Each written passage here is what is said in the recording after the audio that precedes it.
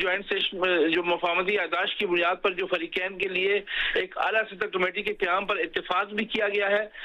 ये वो कमेटी बनाई जाएगी जो सालसी अमल की सियासी निगरानी फराम करेगी, यानी जो भी ये अमल होगा इसको वो लुक आफ्टर भी करेगी और साथ साथ जो चीफ मुज़ाकरातकार बाकायदगी से आला सतह कमेटी को रिपोर्ट भी पेश करेंगे और ऐसे वर्किंग ग्रुप्स की क़यादत करेंगे। ये जो हम जिक्र कर रहे थे कि इसमें वर्किंग ग्रुप्स बनाए जाएंगे, जोहरी उमूर यानी जो जितने भी यूरेनियम की अफजूजी से मुतल्लिक है, जितनी भी उनके सैंक्शंस लगी हैं, यानी पाबंदियों का जिक्र किया गया है और जितने भी तनाज़ात हैं इसके हल के मामला पर वो तवज्जो भी देंगे ताकि जो MOU है इसके मौसर नफाज को यकीनी बनाया जा सके और तमाम उमूर पर भी काम किया जाएगा। उन्होंने ये भी कहा आला सतह कमेटी जो बनाई जाएगी वो 60 दिन के अंदर एक हतमी मुआहदे तक पहुंचने के लिए एक रोड मैप पर इत्तेफाक भी किया गया है, जिससे मजीद जो टेक्निकल मुज़ाकरात के फौरी आगाज की बुनियाद भी फराम होगी और इसके अलावा जो MOU के पैराग्राफ 5 में मज़कूर मुद्दत के लिए फरीकैन के दरमियान जो एक कम्युनिकेशन जो है वो भी कायम होगा ताकि जितने भी ये जो मिसअंडरस्टैंडिंग होती है, जो ऐसे वाकयात होते हैं जिससे गलतफहमियां पैदा होती हैं उससे भी बचा जा सके। साथ साथ ये भी कहा गया कि अपने हरमत से गुजरने वाले जो तजारती जहाज़ों की महफूज आमदोरफ्त को भी यकीनी बनाया जा सकेगा।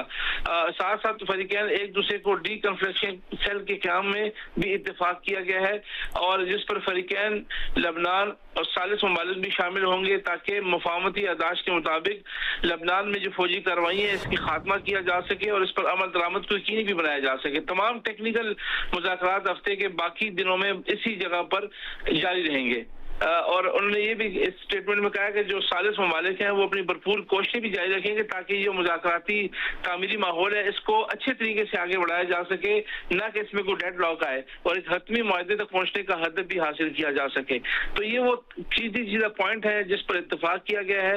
इस स्टेटमेंट के मुताबिक जो है ये बाकी जो मुज़ाकराती अमल है वो यहीं पर जारी रहेगा, लेकिन उसके अंदर जो टेक्निकल कमेटीज हैं, बाकी जो मामलात हैं वो जो है वो हफ्ते की जो बाकी रोज हैं, बाकी दिनों में इसी बर्गर स्टॉक रिजॉर्ट में जारी रहेंगे।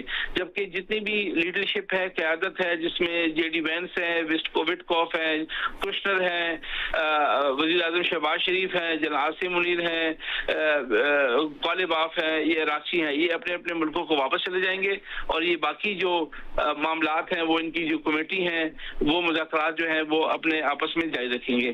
जी अयाज अकबर यूसुफजई, आप हमारे साथ ही मौजूद रहिए। जियो न्यूज़ ने अपनी रिवायत को बरकरार रखते हुए जंग के मैदान हो या सफारती महाज से बर वक्त और मुस्तनद खबरें सबसे पहले एक बार फिर अपने नाजरीन तक आज पहुंचाई हैं। तकरीबन 3 घंटे पहले जियो न्यूज़ ये खबर अपने नाजरीन तक पहुंचा चुका है कि स्विट्जरलैंड में ईरान अमरीका मुज़ाकरात के बाद मुश्तरका एलामिया जारी होना है और उसके मंदरजात भी अयाज अकबर यूसुफजई जियो न्यूज़ के नुमाइंदे हमारे नाजरीन तक पहुंचा रहे थे। और अब कतरी वजारत खारजा और पाकिस्तान की वजारत खारजा के साथ साथ तर्जुमान ईरानी वजारत खारजा ने भी इस बात को कन्फर्म कर दिया है, इस खबर को कन्फर्म कर दिया है। इसकी डिटेल्स अगर हमारे नाज़रीन को एक बार फिर बताएं। स्विट्जरलैंड में ईरान अमरीका मुज़ाकरात के बाद मुश्तरका एलामिया जारी किया गया है। फरीकैन ने मुज़ाकरात की निगरानी के लिए आला सतही कमेटी के क़याम पर इत्तफाक किया है। कतर की जानिब से यह बताया गया है कि हतमी मुआहदे के लिए 60 रोज़ा मैप मंजूर किया गया है। ईरान अमरीका के दरमियान तकनीकी मुज़ाकरात फौरी शुरू होंगे। कतरी वजारत खारजा ने यह बताया है कि आबनाए हुर्मुज़ में तिजारती जहाजों की आमदोरफ्त के लिए राबता लाइन भी कायम की गई है। लबनान जंगबंदी पर अमल दरामद के लिए डी कॉन्फ्लिक्शन सेल भी कायम करने पर इत्तफाक किया गया है। कतरी वजारत खारजा ने यह भी बताया है कि एटमी प्रोग्राम पाबंदियों से मुताल्लिक वर्किंग ग्रुप्स तश्कील भी दिए जाएंगे। दूसरी जानिब पाकिस्तान के दफ्तर खारजा का बयान भी आया है जिसमें उन्होंने बताया है कि स्विट्जरलैंड में ईरान अमरीका मुज़ाकरात के बाद कतर और पाकिस्तान का मुश्तरका एलामिया में फरीकैन ने मुज़ाकरात की निगरानी के लिए आला सतह कमेटी के क़याम पर इत्तफाक किया। एलामिया में बताया गया है कि हतमी मुआहदे के लिए 60 रोज़ा रोड मैप मंजूर किया गया है। पाकिस्तान की वजारत खारजा का यह बताना है कि ईरान अमरीका के दरमियान तकनीकी मुज़ाकरात फौरी शुरू किए जाएंगे। आबनाए हुर्मुज़ में तिजारती जहाज़ों की आमदोरफ्त के लिए राबता लाइन कायम की जाएगी। लबनान जंगबंदी पर अमल दरामद के लिए डी कॉन्फ्लिक्शन सेल भी कायम करने पर इत्तफाक किया गया है। पाकिस्तान की वजारत खारजा का यह भी बताना है कि एटमी प्रोग्राम पाबंदियों से मुताल्लिक वर्किंग ग्रुप्स भी तश्कील दिए जाएंगे। साथ ही साथ यह भी बताया गया है कि डी कॉन्फ्लिक्शन सेल में लबनान और सालिस मुमालिक भी शामिल होंगे। सालिस मुमालिक मुज़ाकरात तामीरी माहौल में आगे बढ़ाने के लिए कोशिश जारी रखेंगे। पाकिस्तान की वज़ारत ख़ारजा ने यह भी बताया है कि तकनीकी मुज़ाकरात हफ्ते के बाकी दिनों में बर्गनस्टॉक रिजॉर्ट में ही जारी रहेंगे।